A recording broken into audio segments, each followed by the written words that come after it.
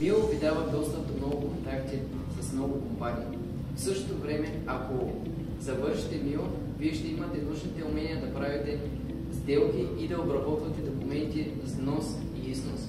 Вече трета година учи международни икономически отношения в УНСС и благодарение на специалността развих аналитично мислене и се справям с сложни казуси и задачи, поставени от колегите и от преподавателите ми. Тук средата е изключително конкурентна и благодарение на това абсолютно всички се развиваме към по-добра версия на себе си. Специалността има и плюсове и минуси, както всяко нещо.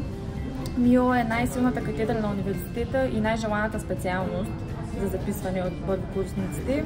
За тези 3 години университета ме е запознал с прекрасни преподаватели, с които, ако си говориш достатъчно дълго, можеш да вземеш от тънкостите и от ноу-хау на науката, които няма как да разбереш от друго място, освен от хора, доказали са в практиката. Аз лично препоръчвам МИО на приятели и познати, защото смятам, че е много широко обхватна специалност и може да ти отвори много врати.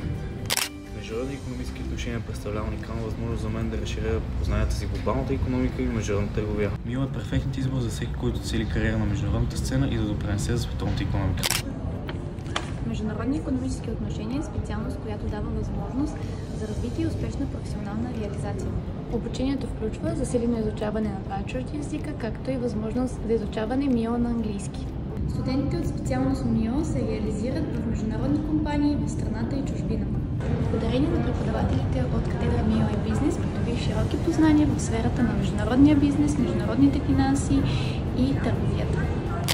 Добър ден, аз съм студент 3-та година МИО. Тази специалност има славата си и тя е заслужена. Тя не само ще ви позволя да придобиете и да развиете вашите икономически познания, но също време ще можете с помощта на преподавателите да развиете и други си умения. Примерно, ако имате силна креативност или интереси, те са акомодирани от преподавателите, където лекции са много диалогични и дискусията е голяма част от учебния процес.